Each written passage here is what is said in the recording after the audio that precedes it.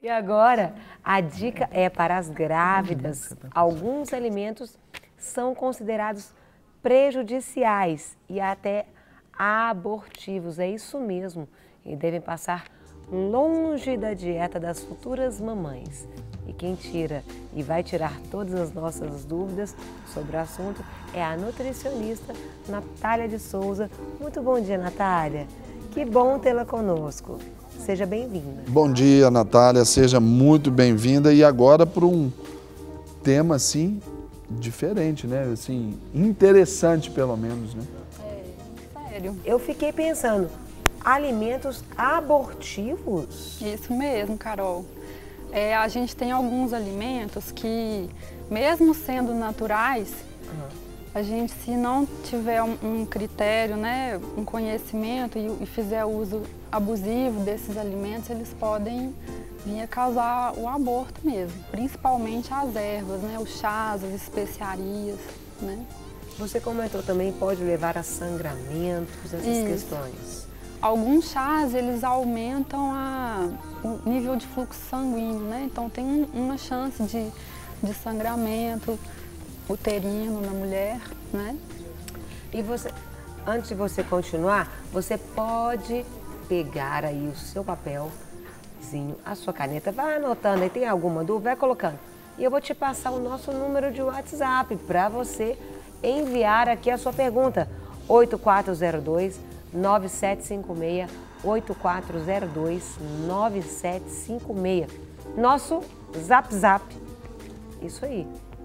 Aproveita, nós estamos falando aqui sobre alimentos que não são saudáveis ou até mesmo abortivos.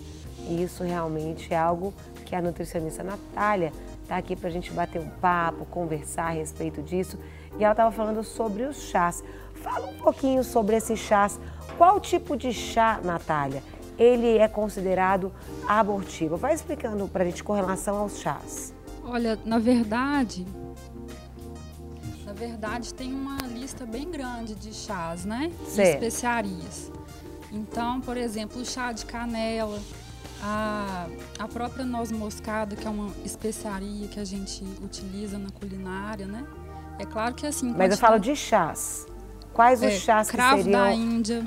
Cravo da Índia seria Isso. abortivo. Canela. Chá de canela. Isso. Que são os mais comuns, né? Certo.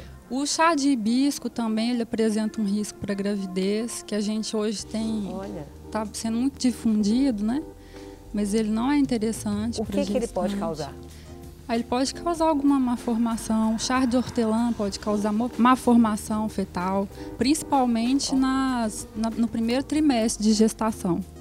Agora, Natália, a gente está falando aqui da questão abortiva, mas também essa condição ela pode vir também numa consequência para a má formação do feto e consequências futuras também, né? Eu acho que isso é importante. Com certeza, né?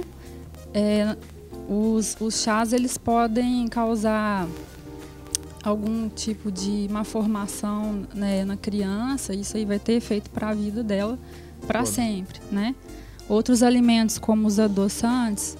A gente até tem alguns alimentos que estão aqui na nossa mesa. Por exemplo, o adoçante aí que você está falando. Para poder ilustrar. Por que ele causa e qual é essa ação no organismo aí que pode causar o aborto ou essa má formação? O que ele pode causar também? Isso. Os adoçantes, o risco dele também é má formação. Alguns têm risco de causar câncer, né? Às vezes não vai ser percebido na infância, mas às vezes na idade adulta Então tem crianças que às vezes no ventre da mãe, pela mãe ingerir adoçante, por ter sido exposta, pode ser que ela venha ter câncer na fase adulta? Isso aí vai também pela dieta da mamãe, achando, olha, eu não posso ganhar peso durante a gravidez, não posso consumir o açúcar, então entro no adoçante. O uso de adoçante, ele deve ser indicado por indicação médica ou do nutricionista. Então, a gente tem os adoçantes que têm um risco menor, que eles foram mais estudados, né? O aspartame, por exemplo, a gente sabe que ele é um adoçante ruim, mas na gestação ele tem um risco menor, né? A sucralose. A estévia, é natural, mas a UFDA ainda não aprovou ela oficialmente. Ainda tem poucos estudos, né? Certo. A título de curiosidade, a estévia ela é usada pelos indígenas guaranis, né, da fronteira do Paraguai com o Brasil, como método anticoncepcional. Então, assim, algumas plantas elas têm fitoesteroides que alteram os hormônios femininos, no caso a estévia, né? E os índios já usavam isso. A soja, por exemplo, ela não é legal também, ela é muito rica em hormônio, semelhante ao hormônio feminino, né? E ela, no caso da amamentação, ela reduz a produção do leite, que é interessante também. Agora a gente está vendo aqui alguns produtos que vão ser apresentados aí ao nosso público. E eu quero falar de um que não está aqui, mas que alguns contêm. O açúcar, por exemplo. O maior risco de você consumir o açúcar durante a gestação é relacionado à obesidade e ao diabetes gestacional, porque na gestação tem muitas alterações fisiológicas na gestante, então a gente não metaboliza muito bem esse açúcar, né? Então a produção de insulina pode ser insuficiente e a gestante vinha adquirir o diabetes. Mas depois que a criança nasce, geralmente a gestante vai retomar a sua condição, né, de saúde. Entretanto, ela tem um risco grande de voltar a ser diabética, não estando grávida daí 5 ou 10 anos. E essa criança, por ter sido exposta ao açúcar em excesso no ventre da mãe, ela pode se tornar, no futuro, um adulto diabético tipo 2. Já pode influenciar na questão, por exemplo, da obesidade infantil aí já? Pode sim, por essa exposição tão alta ao açúcar? Pode, porque a criança ela aprende a gostar do que você oferta para ela já no ventre da mãe. Então, se ela desde a gestação ela consome muito açúcar, ela vai ser uma criança que vai tender a procurar alimentos ricos em açúcar, né? E fala um pouquinho sobre a questão dos temperos, porque a gente gosta de um temperinho. Tem algum que faz bem? Nós temos aqui um vilão, né? Fala um pouquinho sobre esse, mas fala depois também, nos ensine a fazer aquele tempero que é saudável para a saúde. Isso. Na verdade, gente, tempero pronto não é bom para ninguém, nem para gestante, nem para quem é saudável, né? Porque eles têm muito aditivo químico, são ricos em glutamato monossódico e muito sódio. Na verdade, o tempero pronto, você tem que utilizar ele uma quantidade maior do que se você fosse usar só o sal de cozinha, por exemplo, né?